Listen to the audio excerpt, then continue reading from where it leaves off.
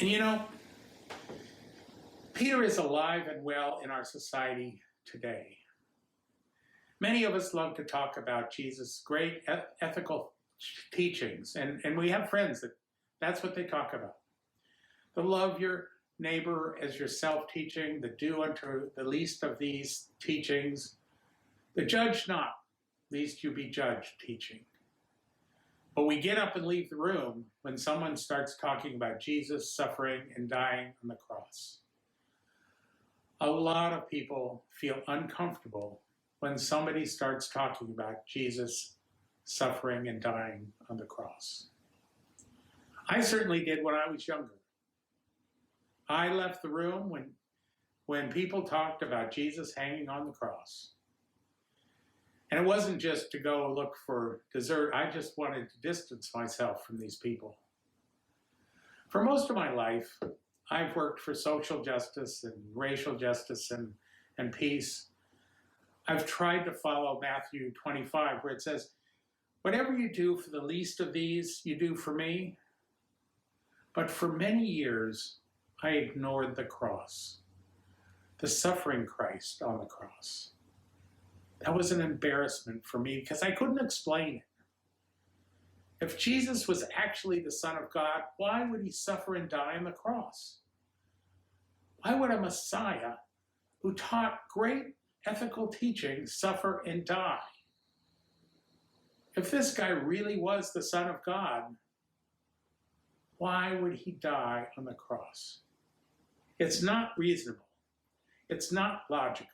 It just didn't make sense. And so for many years, like Peter, I missed the point of Jesus' ministry. So Jesus tells Peter to get out of his way because he has to sacrifice for us and die on the cross in order to reconcile us to God. The great theologian H. Richard Niebuhr said that people would prefer to believe in a God without wrath, brought by men without sin, into a kingdom without judgment, through the work of a Christ without a cross.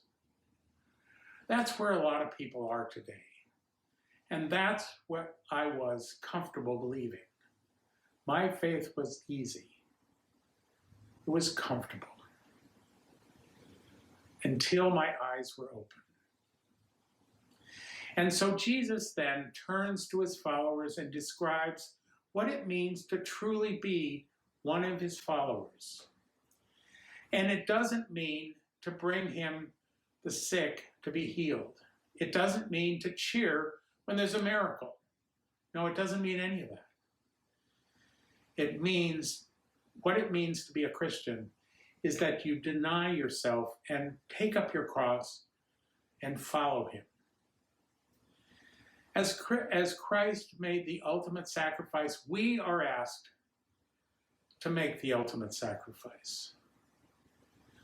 We all have our problems that we carry with us, maybe from our childhood, or problems with relationships, or problem on the job, or all that kind of problems. And we talk about we have our cross to bear.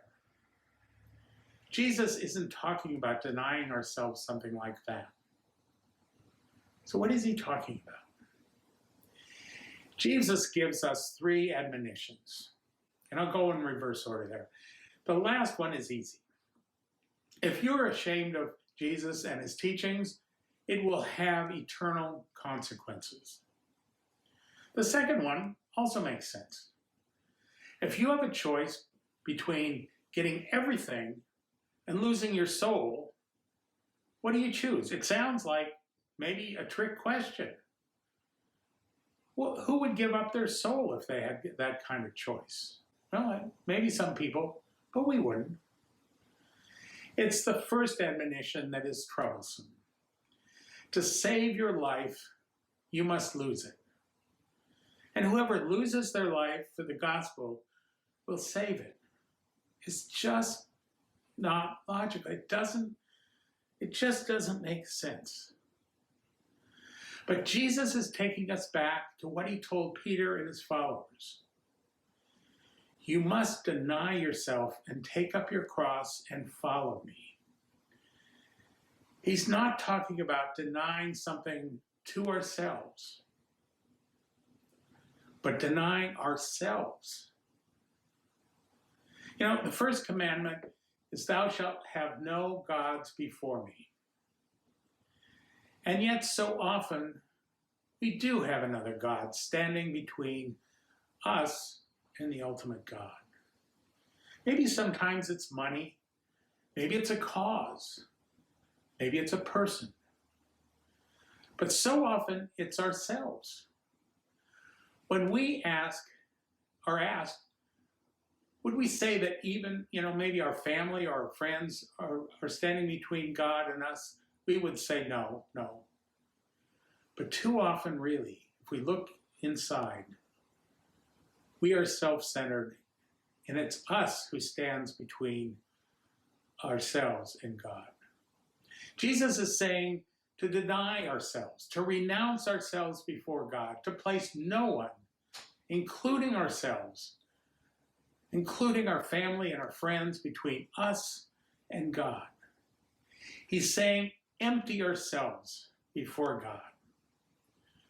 Where he is going, Jesus will empty himself before his Father as he suffers and dies on the cross. And then what happens? If you follow Jesus' teachings, you're a good person, a wonderful person, an ethical person. But if we deny ourselves, if we empty ourselves before God, believing in the gospel of Christ dying on the cross for us, we will have everlasting life. And that's something that you and I and everybody here, we can all do.